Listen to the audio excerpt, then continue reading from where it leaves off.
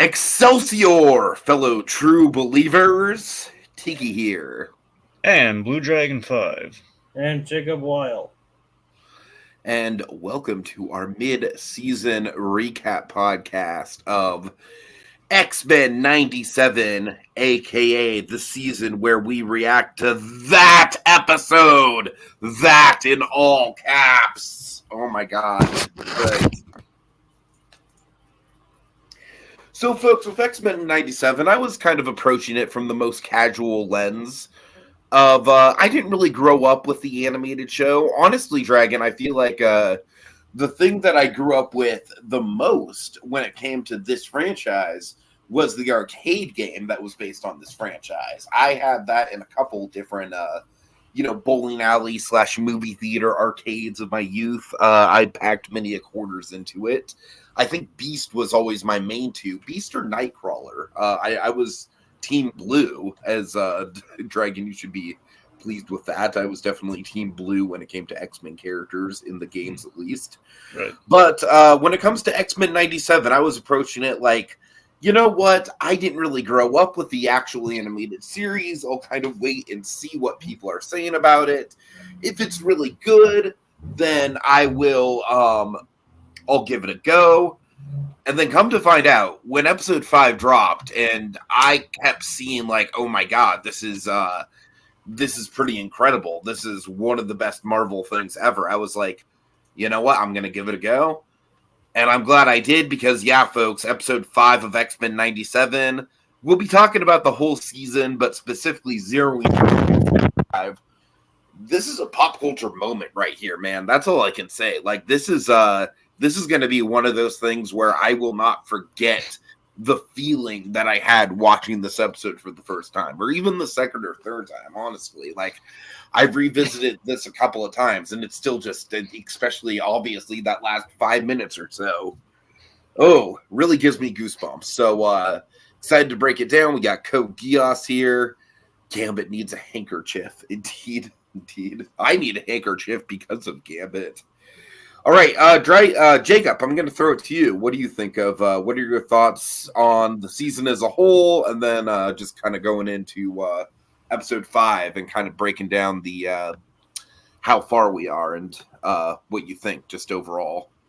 Well, I never really grew up with the series either. I mean, I was familiar with it eventually, and I've heard things about it when I was growing up, and I watched couple episodes of it when it came to Disney Plus, but never really went far into it because I got caught up in other things mainly.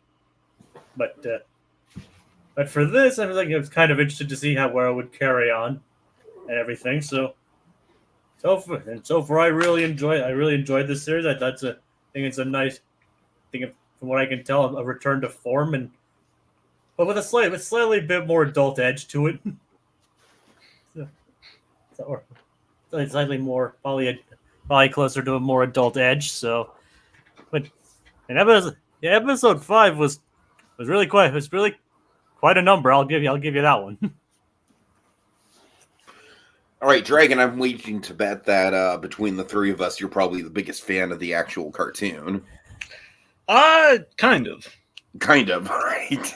Oh, jeez. Well, here's the thing. We're not really the most qualified bunch, folks. I apologize. Well, no, it's not. No, I'm sorry, Dragon. It's fine. It's fine. Anyway, yeah. So the thing, growing up, there was very much, the old fork in the road. It was like the big choice. It was either the two big '90s flagship animated series. You had X-Men the animated series, and you had Batman the animated series. You can kind of guess where I ultimately went, which path I opted for.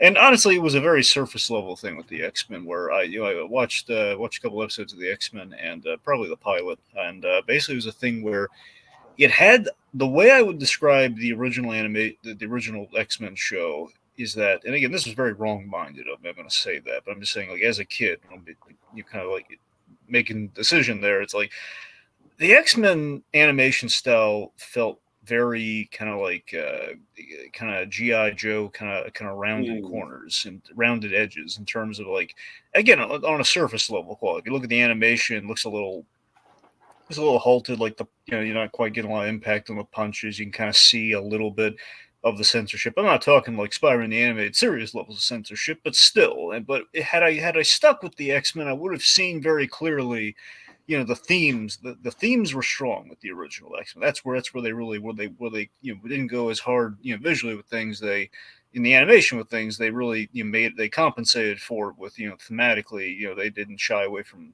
the thematicism, which of course is the big takeaway with the X-Men as a concept. And down years later, I eventually caught up on X-Men the animated series. Admittedly, though, of the three, this is kind of a weird thing. I said this is still technically part of the original X-Men animated series, just kind of a revamp of it. So it's still kind of 3 shows, but depending on how you want to break that down, of the 3 shows, my favorite X-Men show was Wolverine. It's the very underrated Wolverine the X-Men. No one ever talks about Wolverine the X-Men. I love that show. Mainly because it spun off, in a sense, it kind of spun off of the Hulk versus Wolverine short, which of course had basically introduced me to Deadpool. Of course. That's the main reason I love that show. That show, I think, is a kind of a middle ground between the original X-Men animated series and X-Men Evolution, because it has the creatives on that show doing that. So, point being, I was looking forward to X-Men 97. I have a good feeling about it ever since that trailer, because it seemed like, okay, we kind of fixed like the one hang-up I had like classically as a kid with the show, where the animation was a little so it got better over time, but it was like it just so the thrill wasn't quite there, but that I was very much looking forward to it, and it was quite the experience. It's impressive as I hoped, but it surpassed my nostalgic expectation. The whole funny the animation could be plussed a little bit, and they basically went the Samurai Jack route with it. Again, the themes were always there, but we were held back by the animation and the networks at the time. But now, we're not held back at all by anything. It's an impressive continuation of the story instead of like a total rebrand, which I think some people may have thought it might have been going in the direction of, which it definitely did. And it's like continuing where it left off. And I think the big draw for this is that we're taking the X-Men stuff that that we know, and it's like going back then in this 97 setting, and we're basically applying the X-Men stuff of now then, which is really cool. So like everything's on the table. Mm-hmm. All right. So I guess before we just dive into 5, just to kind of like bullet point just some of the big events that feed into episode 5, just because we're just going to jumping into it. So I don't know about you guys. For me, episode 2 is when things really picked up, because that's when Magneto, he's become the team leader, and Kurt Charles Xavier's will, and he goes to the UN. Mm-hmm. Yeah, the Magneto status quo is definitely a really good jumping off point for the series at large, and especially given the events of episode 5, we'll see how that kind of shapes out for the rest of the show. But definitely a good kind of interesting window into where we're jumping things off with the team. We have some a lot of interesting tensions. Go ahead, sorry. Very, very big progress here. I mean, Genosha's been admitted to the UN. Like, that's huge. Like, basically, mutants are given sovereignty. Like, that's kind of big. Mm-hmm. Storm has lost her powers. Oh yeah. This series just really made me want a really good live action Storm so badly, dude. Doesn't it remind you of that Matthew Vaughn story I told you about? Remind me. Matthew Vaughn, they originally wanted him to direct X3, and they gave him the script, and he basically read through it. He's like, "Oh no, you don't need to read that. Of course, I'm going to direct the movie. Prospectively, I want to read the script." And he reads the script, and there's this opening that basically is like the most awesome Storm scene in X-Men you've ever read. He says, "Oh, this is great. I'm loving how it's shaping. Oh no, we just put that in there to get Holly Berry to sign on for the movie. We're gonna." Oh yeah. Oh man. Oh, that's right. And that's why Matthew Vaughn left. They said, "Okay, no, if you're gonna treat your actress Holly Berry like that, like an Oscar winner like that, I'm not doing this." Yeah, that's some heinous shit, man. Yeah, she had the talent to be a really good Storm, but the writing was not there. Anyways. Anyway, let's see. So we had a little, I'm sure you appreciate this, Tiki. We had Motendo. We had like the return of Mojo. I really appreciated the style of the episode for sure, especially because a good chunk of it was done in the exact style that I remember from that aforementioned arcade game. Mm-hmm. Although they missed the opportunity to have Magneto and not like Master of Magnet. Oh my He god. does. He does say that a Nice. lot, though. They don't know. He usually says Master of Magnetism. Explicitly in the game, he announces himself as, I am Magneto, Master of Magnet. Ah, Like, he doesn't say magnetism, he just says magnet. That's great. I will say that was probably, out of the 5 episodes, that was probably my least favorite, but it was still fun. It was a fun episode, not necessarily a very substantial one. All the other ones felt more substantial. I do say, I will say I really like, I think Jubilee was given kind of a plus up as far as, she's still the audience surrogate, but I feel like she's kind of more integrated into the X-Men. I really like how the animation has plussed her power set. I think it looks very visually appealing. yeah, she's not all just chili cheese fries anymore. Exactly, yeah. Anyway, lastly, most importantly, I mean, it's a huge thing for the season. We went the full Madeline Pryor thing. We essentially did, the economized clone saga for the X-Men. That to me was definitely like, as soon as the Madeline Pryor stuff started up, I was like, okay, this show is definitely taking some risks. They're doing stuff that obviously would not be in the original show. And most importantly, this show is not just being a nostalgia throwback. Like, they're really trying to move stuff forward here. And it was very much when I was like, okay, we're in good hands here. This is doing something. The thing is, like, I didn't watch the first 2 episodes when they launched, but it was like when I saw an ad for the 3rd episode, or talking about the house falling apart, from the inside, and Morph was like, "We're in hell." And that's what I was like, okay, maybe this show is going to be doing something interesting. Oh God, the freaking Rogue and Magneto with the skin, dude. Yeah, that episode got away with some body horror. Oh yeah. Yep, but I gotta tell you that my big wish fulfillment thing for this season. I mean, I don't think it's gonna be. It's already been approved for a season 2. So if they don't do it this season, I really want them to do it next season. Like my big bucket list thing. Okay, they gotta bring in Deadpool. Okay, you know what, Dragon? I mean, I feel like if they bring in Deadpool, it's only going to be it's got to be just for an episode. I feel like Deadpool kind of messes with the status quo too much. I don't know. I'd be worried about full on. Look, I just want to. Here's the thing, okay? We've had Deadpool appear as like a blink and you miss a cameo in the X-Men animated series like one time. Okay, look, so long as it's not just Morph like shifting into Deadpool for a second. like that's what they did with him last time. Morph. I would be okay if he's like maybe kind of like the equivalent to like Darkwing Duck in the new DuckTales, where he pops up every once in a while, but whenever he does pop up, it's a big deal.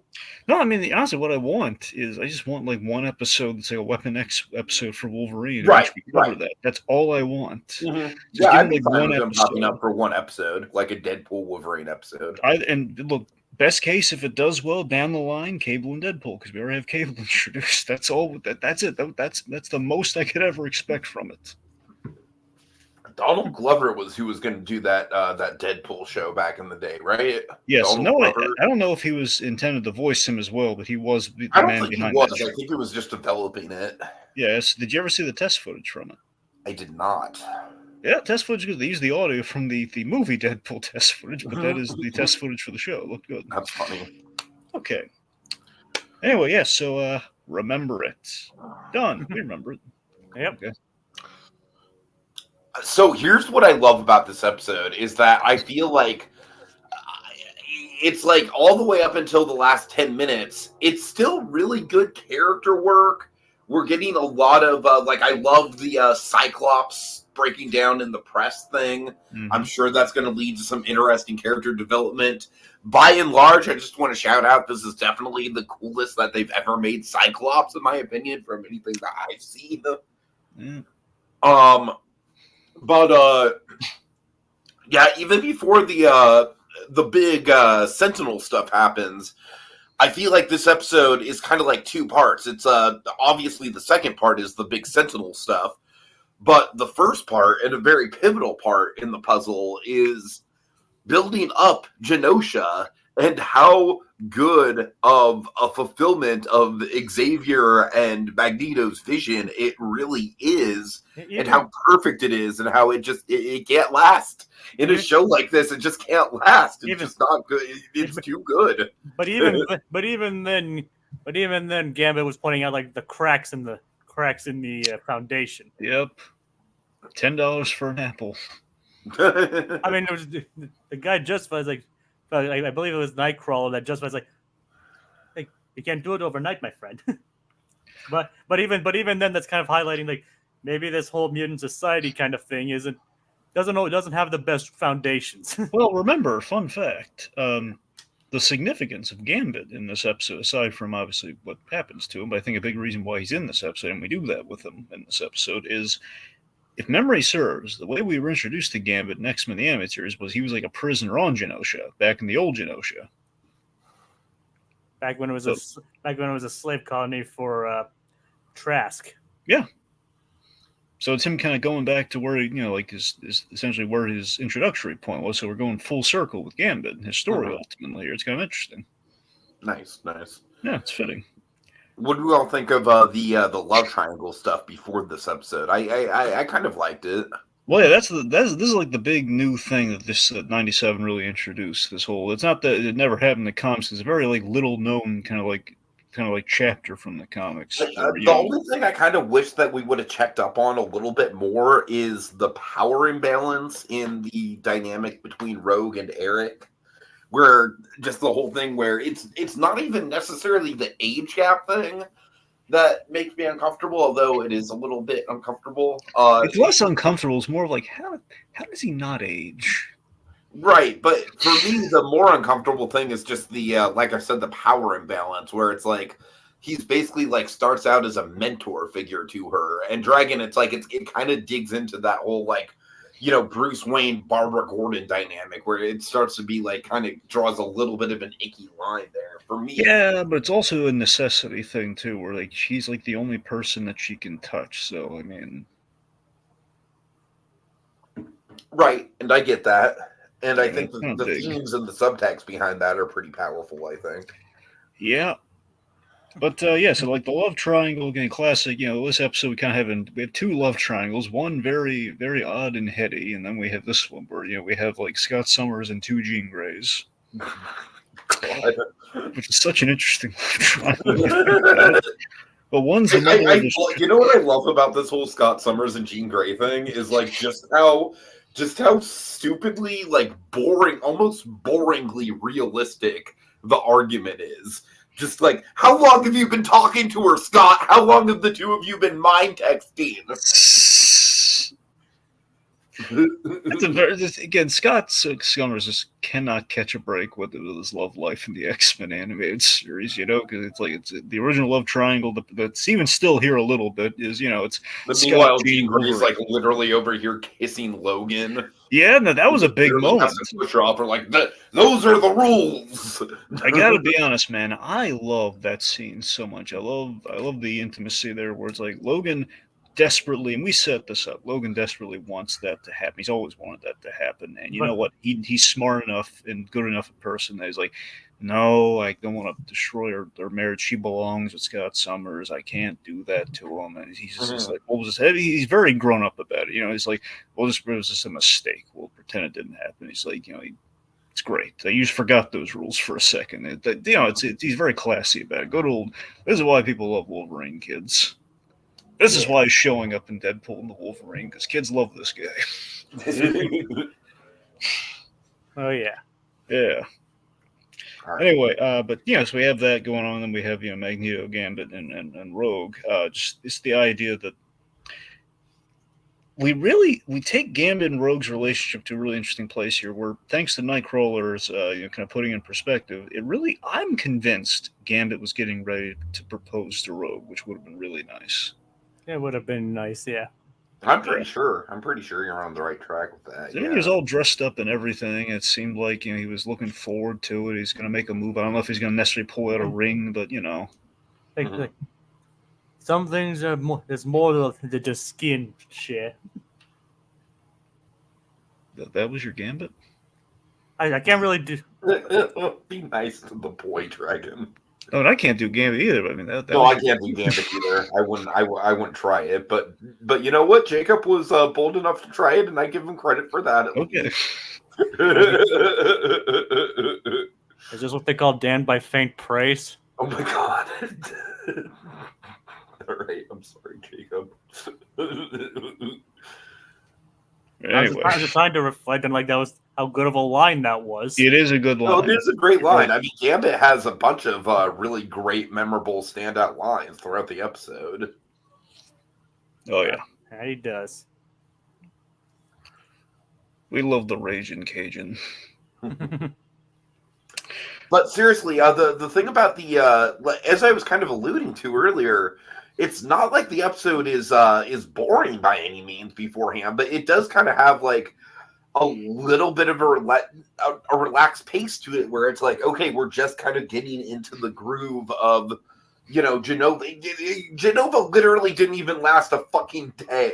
That's the tragedy of the whole thing, you know. The thing with Genosha is tricky because it is this thing in the X-Men universe where sometimes we have it in a very kind of base level, like we kind of glimpsed at in the Dark Phoenix. You know, we saw like it's basically like this little like kind of like shipping containers and stuff. And Genosha is very much in its prototype phase.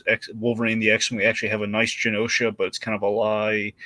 And the thing, if you actually succeed at Genosha, it's kind of like it is pretty much exactly what Charles Xavier wanted, only he wants to have it more widespread across the globe. But it's like the big start to get it approved by the UN. Like that's huge. Mhm. That's the bigger victory there. That's absolutely Charles Xavier's thing. But I think if Genosha exists, that means humanity has to accept mutants, which clearly, if that happens, it's and No here. conflict. The eerie thing about all of this right now, the X-Men is this wonderful thing with the property where X-Men will always have relevancy. That will never end. As long as there's discourse in the world, X-Men will always be relevant. Right. It's the sad truth to the popularity of the X-Men that so long as the world is flawed and hateful, X-Men will do gangbusters. But true, yes. And I think now we have some parallels to, I think with Genosha specifically, we're having some parallels to, kind of like the, some of the, what is it, like kind of the, the Palestinian kind of conflict's been kind of the flame's been kind of reignited lately.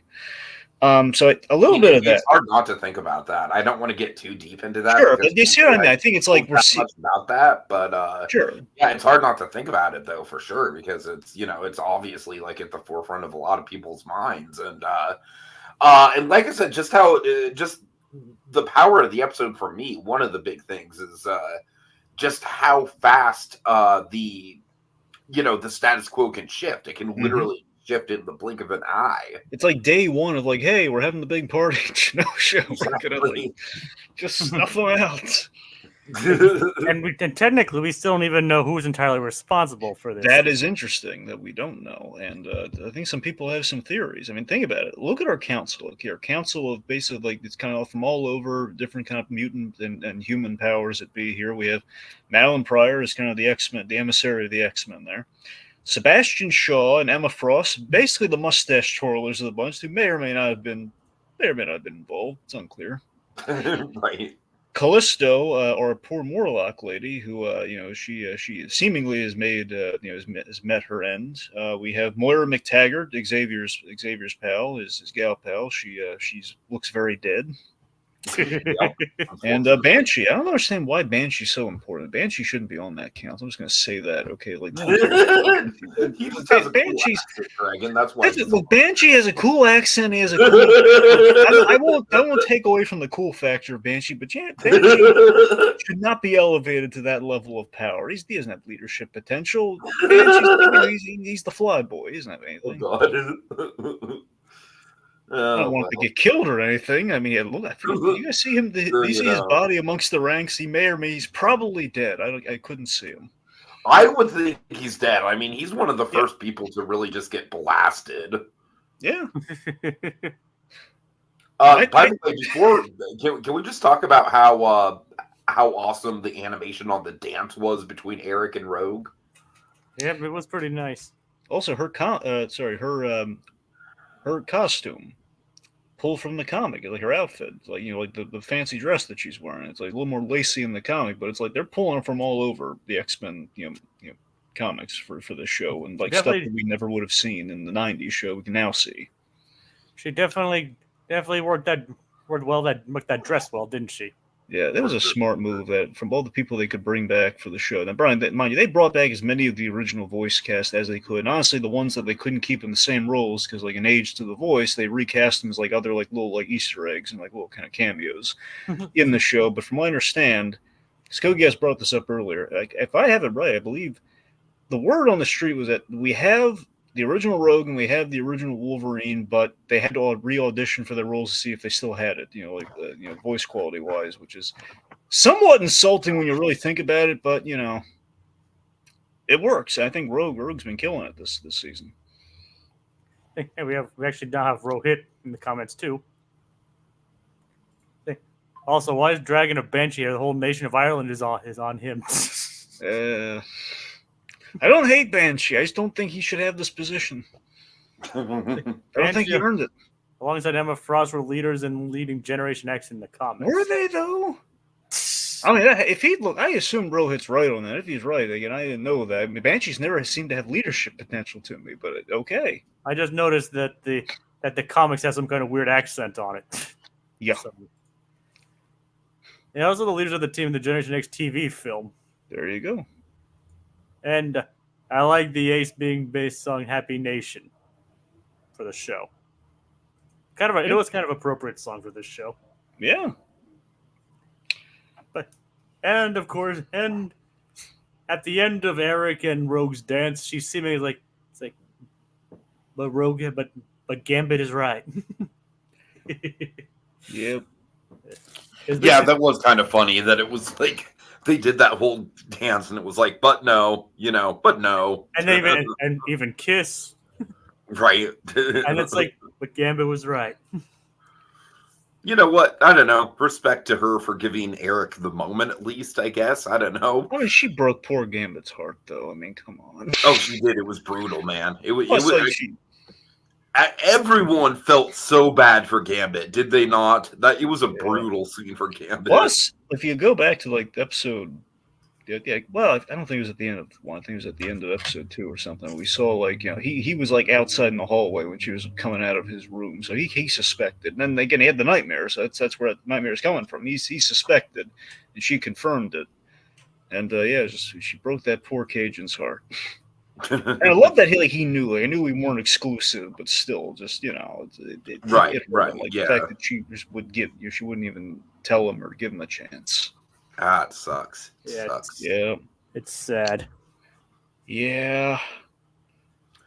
So, would you guys like to hear my theory on who sent the Sentinel? Yes. I think it was, I don't quite remember the actual name of the character. I'm sure Dragon will know it, but it's going to be the villain of Deadpool 3. Wait, what?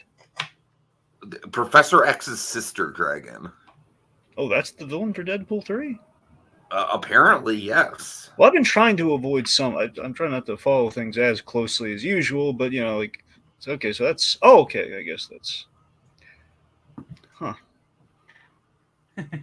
So basically what I'm trying to get at is that I think that this might tie into Deadpool 3 through the person that sent the Sentinels. I think it might be like a multiversal war kind of thing.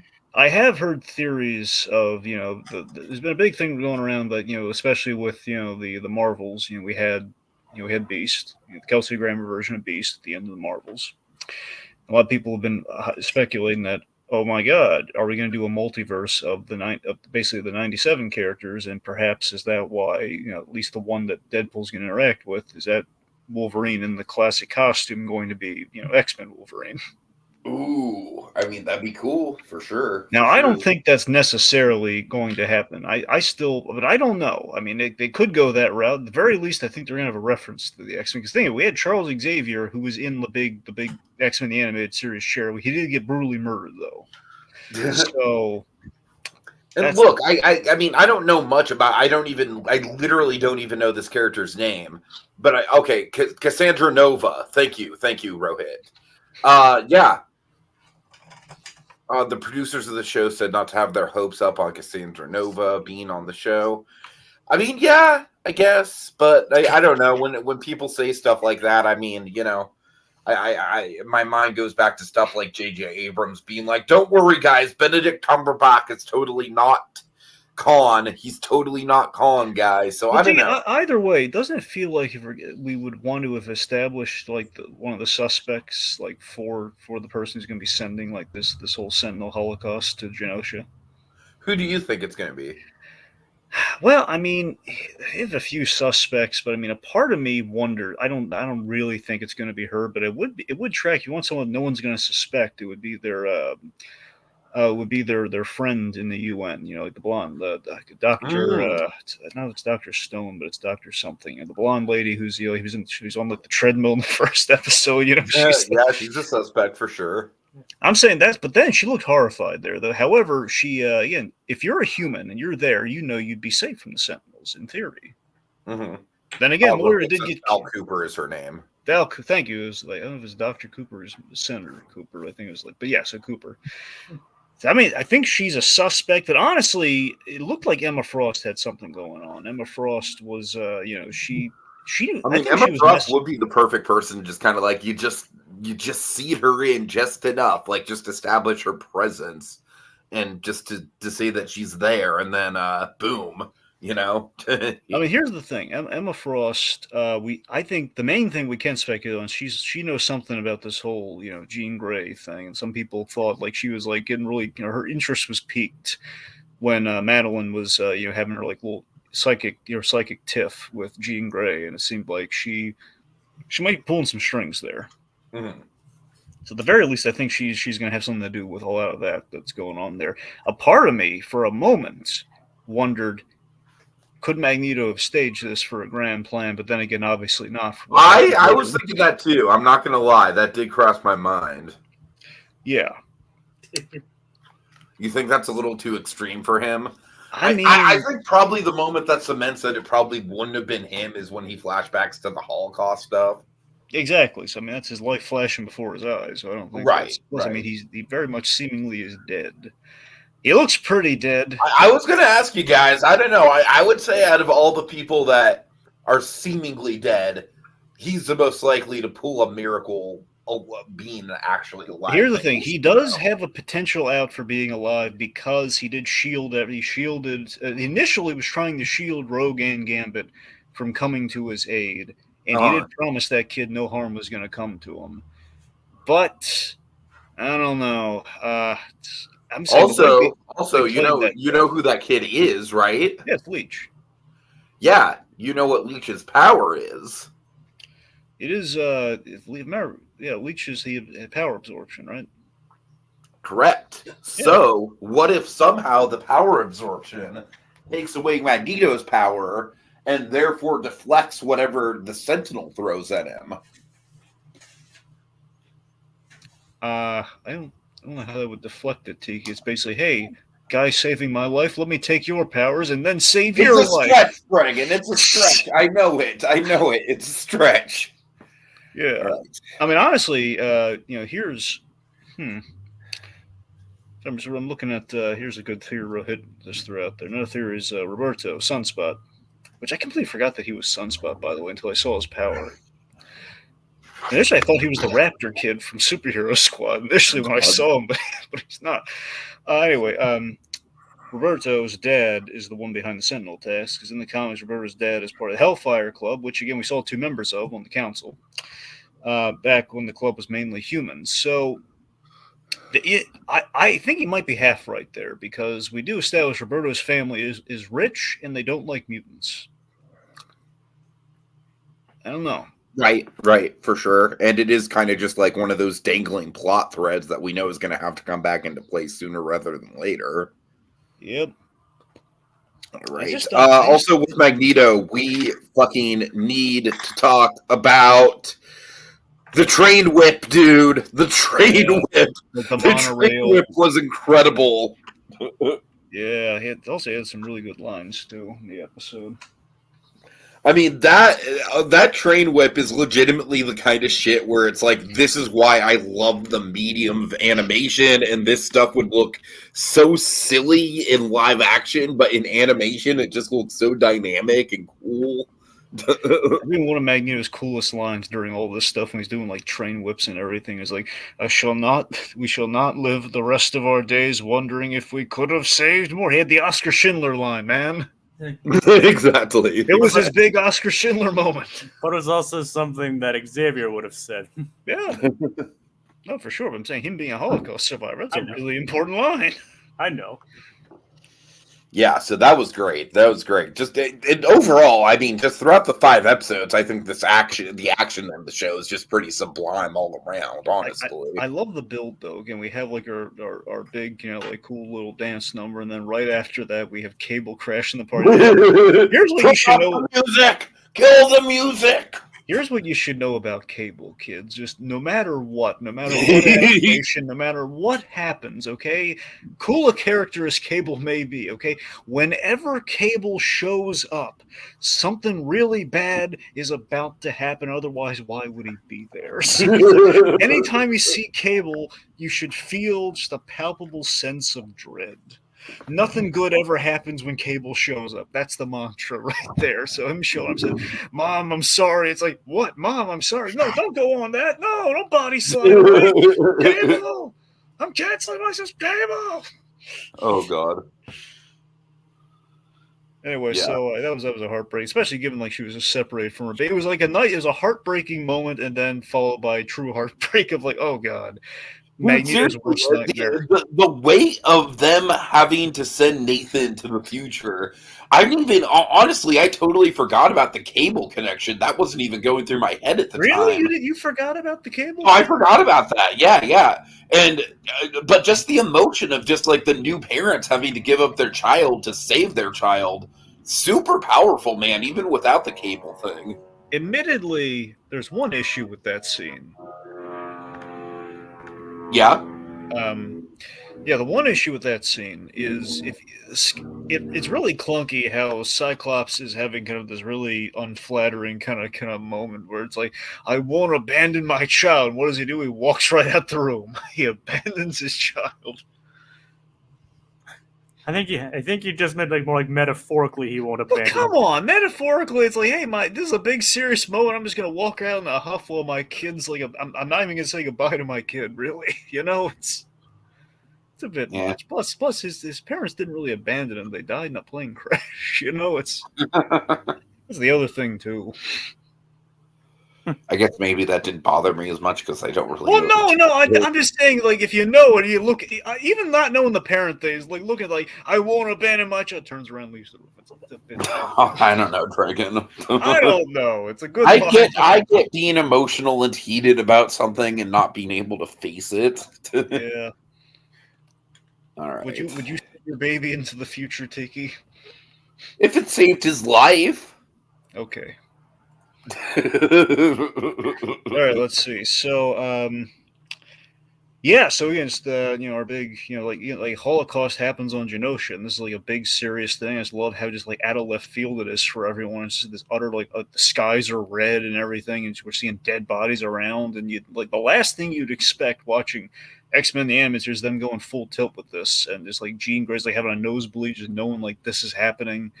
It's oh god, the fact it looks to me, I think what happened was they have this weird tri-cent like of the thing that launched, like the thing that attacked Genosha.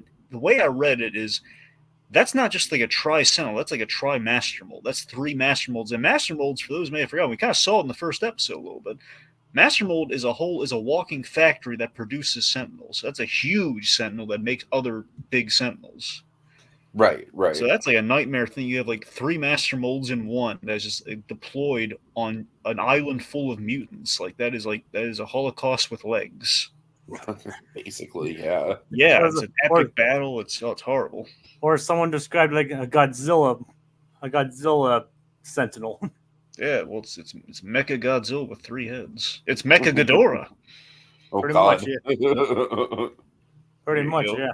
Now I wonder if you guys had this. The moment Nightcrawler saves him. But I love that we have like Nightcrawlers in this episode as like an insurance policy. Okay, we're gonna lull people into a false sense of security. We're gonna have the traditional soap opera elements with the whole Scott Summers thing and the Wolverine, the Logan thing, and then we're gonna have like, hey, it's Nightcrawler, like Nightcrawler. He's all happy-go-lucky and German, bantling all around the place and like putting everyone in a good mood and giving Gambit some love advice, and then.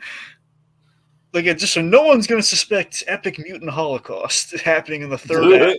And then, just to get everyone's goat, we're going to seemingly, for a moment, kill off Nightcrawler. It was a battle in the room. They would have. There are a few things you don't do. It's a genuine war crime. You can't kill off Nightcrawler like that. Although, ironically enough, I think the people they did choose to kill off were even, like, way bigger impacts to the actual plot given the series than Nightcrawler would have been. That's true. Like, however, if they killed off Nightcrawler, it would have been sad, but this is the first time we're seeing him in X-Men 97, so it's like, it would have basically been a shock value death, but the actual people that we killed off are people that are like a lot more substantial to the show that they're building. Yeah. It's so weird. Like episode 1, we seemingly if it was episode 1, like part 2 of episode, it was like a 3-part kind of event, 2 or 3-part event. But we seemingly killed off Morph. Now Morph came, as you can tell, Morph came back. Right. But it was like a big deal. Like Logan was really ticked off. His buddy got killed, but he eventually he makes his return. So however, looking at it, I'm pretty sure Gambit's like dead. He I don't think he's coming back. I think Gambit's dead. It's one of those things you can't walk back invincible. Now personally, I think Magneto should stay dead just for the impact of the death, because that was a hugely impactful death, and the fact that Magneto in his last moments, if that is his last moment, he achieved he and Charles's goal, and like it's the last thing people would expect, like to actually kill off Magneto. I'm gonna raise you something, Dragon. They can kill off as many characters as they want, right? And they can keep as many characters as they want dead. In this timeline, keyword in this timeline. Yeah, we do it 2 time travelers in this show. We have Bishop, and we I will say, like, when this episode first aired and I first watched it, man, for the first hour or so after the episode, I was like emotionally just numb. I was just like, oh my god. And then I realized that Cable kicked all of this off. And I was like, okay. Like, there's no way we don't walk back at least some of this through some time travel shenanigans. Can you imagine we do like a Days of Future Past episode? Well, maybe not a Days of Future Past episode, but let's say we do a future episode that's all centered on Cable leading up to that moment. And Dragon, honestly, I think we might do that. Honestly, I wouldn't be surprised if we get something like that. I'm saying when we do that, imagine like the previously on. It's randomly just Deadpool doing the previously on. He's doing the recap, and Cable saying, "Wade, knock it off. We have serious issues here." Oh god! Previously on X-Men, I was not in these episodes. Wasn't in this episode. Morph looked like me, and that when he pulls up a random clip way back from the original X-Men animated series. Oh, look, there I am, but it's not really me. They were cowards. Anyway, all right. Let's see. So, but yes, Magneto's death though, just like with poor Leech though, like the whole in German saying "Don't be afraid," and it's like his whole promise was like to those Morlocks they were going to be safe. So it's heartbreaking. And Gambit and Rogue just charging full tilt at that Tri-Master Mold thing. Yeah. I mean, I was amazed by Gambit's death, just the impalement, and when you realize, oh god, he's like, I knew the moment he was impaled what he was going to do, because he's touching the thing. He's like, it is like the most anime thing that I've ever seen out of a Marvel thing. Yeah. I was like when I was like, I didn't anticipate it at first, but when I was like, oh wait a minute, and then when it started going, I was like, oh, I was like, no, Gambit, don't. Oh man. It's like, yeah, man, it's like, no touchy, no. Oh god. So, but yeah, so. But I mean, you gotta admit, that was definitely an ingenious way to take care of the Tri-Mold. Yep, best episode title usage though. We gotta give it credit there. It's like, my name is Gambit. Remember it. Yeah, that's what. Oh yeah. Yep, this huge He's explosion. thinking in the thumbnail, he's like, you know what? I'm going to die, but god damn it, I've got a good line to go out on in my head, and I'm going to say it right now, and it's going to be so cool. There's a nice running theme through the episode where it's it's about like feeling versus remembering. Like the whole thing of Jean is like Jean and Scott have a really real dilemma here where it's like, do you even still love me? Where she's got feelings for Logan, we saw that. I think Jean and Scott are definitely not going to last. I think that's pretty clear. I think Logan and Scott are endgame. By the way, we kind of Logan and Scott are endgame. I'm sorry. Thank you, Jacob. I mean Logan and Jean. No, he knows what he said. I think Logan and Morph are endgame, honestly. Yeah. Well, sadly, not anymore, but. Yep. Anyway. What was it? All right. We should probably dedicate a little bit like Scott blowing up during the interview. That was like, he had a really good line during that scene. I love when Scott just. I've looked into some comic stuff that this could possibly lead into where Scott kind of goes off the deep end against humanity. Yeah, I mean, honestly, one of the cool things about Wolverine and the X-Men is they kind of reverse roles where Wolverine was the reluctant leader. Basically, Charles Xavier, he tasked Wolverine with leading the X-Men. And Scott basically, he didn't like that. Also, he was now the new Wolverine of the team. He's like, it's Cyclops with a bad attitude. He doesn't respect or like Wolverine. And he's just, he's going around. He's just doing tough guy stuff. It's kind of interesting. Anyway, but yes, it's like Scott blowing up during that interview and saying, like, we're nothing like you. It's the only reason, basically, the fact that we're not like you. It's the only reason you're still alive. Like, oh man, he's kind of right though. The fact that doctor wouldn't deliver his baby and it's so ridiculous, and he's so ticked off at humanity. But keep proving that we're people to you. And he's absolutely right. It's the interesting thing about the X-Men. Look into we break down like the illogical nature of hatred of the people for differences that they have. Just the whole thing of like, if we acted like you and just turned our backs on the things that were different than us, then you guys would have to save your own bacon, and you'd be dead 8 times over. Right. So with the whole like the remembering versus feeling thing, we kind of had that with the whole like touching thing where Rogue, she wants to feel again, but she can never do that. And then we have this heartbreaking thing where she's holding again for the former kids show. Absolutely fucking gut wrenching, dude. Seriously, something that Fox would never do. Oh no! Oh god, no! Back in the day, like, hey, let's pitching that in the original. Gonna say we're gonna see his dead, smoldering corpse in Rogue's arms, and she can finally touch him. And what does she say, Jacob? I can't feel you. Oh man, dude, it's so fucking harsh. Yep. And correct me if I'm wrong, but don't we just roll the credits over the sound of her sobs? No, a little bit, and then we transition to the version of the X-Men. Like it fades to black and with her sobs, but then the music, the end credit music is just a somber version of the usual credits theme. Okay, because it would have been so inappropriate if they had dead.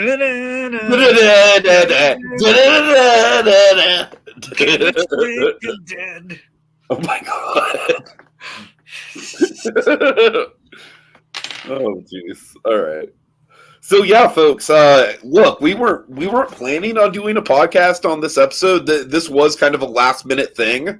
Rohit, we'll definitely get you on for the when we talk about the actual the end of the season for sure, because I'm sure out of all of us, you're the most qualified to talk about this show. But after this episode, though, especially seeing the reactions people were having to it, frankly, the term that I keep throwing around, and I think it's accurate, is this is a pop culture moment. And I really wanted to jump in on it because, like I said, it's very much just going to be one of those things where the impact of what they did here is already being felt. And as I was saying, like I really did feel in that hour or two before I realized that Cable is part of the equation here, and that we're probably going to get a time travel story to fix this shit. It is exactly the midway point of the season. That's usually how these things go. But man, for that hour or two before I realized that, I was just like emotionally just devastated for these people, and that's what good fiction does. Anyways, we have Christine Bentley in the comments. Nice to see ya. They're saying, thinking that we will see a new lineup by the end of the season. Rumor says that 2 more team members, Beast and Jean Grey, and Nightcrawler, Emma Frost, and Sunspot joining the lineup. Did you guys think, Little Blue saying, did you guys think that X-Men 97 would fail? It may have, but surprisingly turned out to be good. Little Blue, I definitely didn't think it was going to fail. That being said, obviously Marvel and just Disney in general haven't had the best track record recently, so I wasn't even really planning on watching it until I started hearing all the hype surrounding it. So it was one of those things where I'm just pleasantly surprised that it's more than just kind of like a nostalgia grab. It is like, it is so much more. Like, I would not know any of the references, any of the Easter eggs, any of the callbacks, even if they slapped me in the face with it, because I just didn't watch the show. I grew up with the arcade game, and that's about it. But just speaking as someone who's just approaching this as someone who has about as baseline of a reference for the X-Men as I can have. Like, I know the movies, that's really about it. I know a couple of the comic storylines. I'm kind of proof that the show can still work and still really impact you. I think this is by far some of the best X-Men content that we've ever had.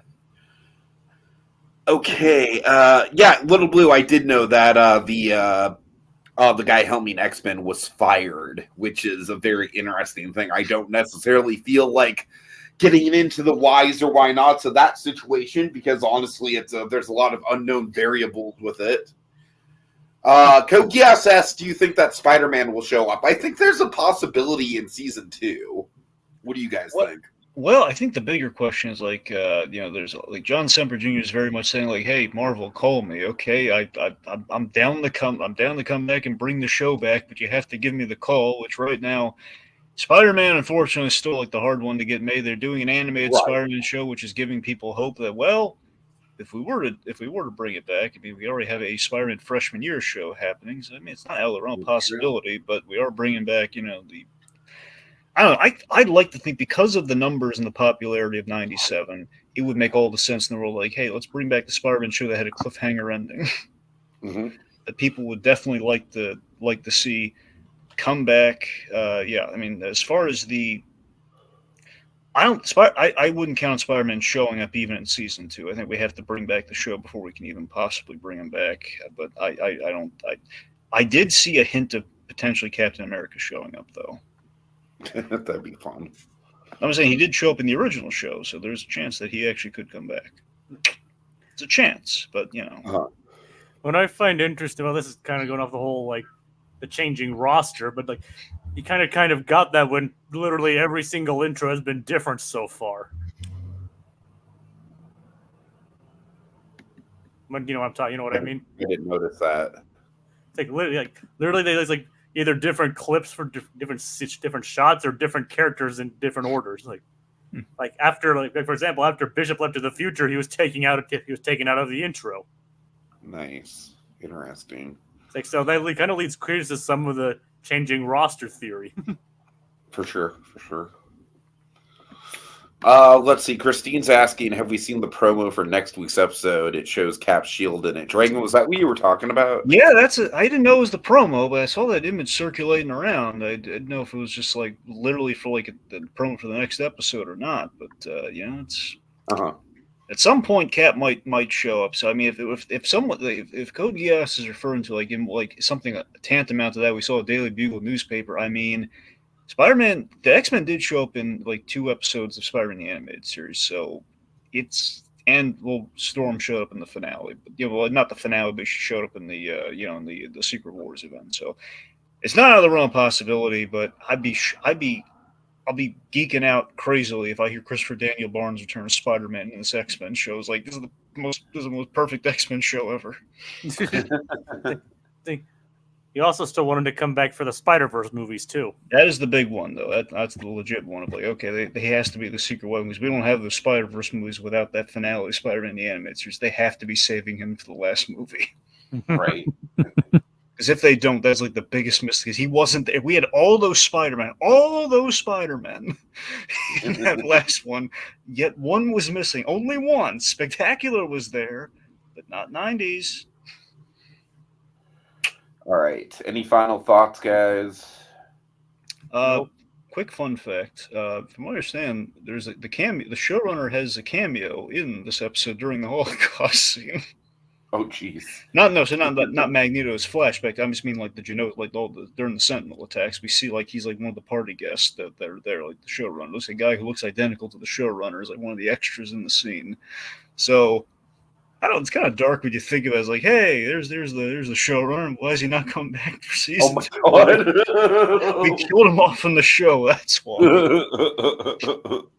But yeah, so I do like that everyone's like calling that into question. Like, this guy delivered this and we let him go. What's wrong with you? I don't want to get too deep into it because it could be like a workplace, like it's harassment type of deal. All you right, just don't know what that kind of Have stuff. you heard anything, or you're speculating that we don't? I'm just speculating. I don't know, but we don't know one way or another, and I don't really want to get too thick into the weeds with it one way or another. That's fine. I'm just saying we've had a history, even with the live action, we've had a history of all the showrunners being like just leaving the project. So I mean, I don't know if it's out of the realm. I think it's a creative control thing, but the point being, we don't know. You're right, we don't know. Okay, and so this is 5 episodes in. They kind of reinvented the wheel on X-Men. It's gone gangbusters for them. So more of this, please. Sure. Yeah. All right, Jacob. Any final thoughts on your end? I hope it keeps going up into this steady trajectory. So if it keeps this up, it's going to be one heck of a show. All right. Okay. Well, big thanks to Little Blue, Kogias, Christine Bentley, and of course Rohit Dar. And we will see y'all when the season wraps up. We'll give our thoughts on the season as a whole. Until next time, folks, have a good one. Have a good night. Stay awesome. Stay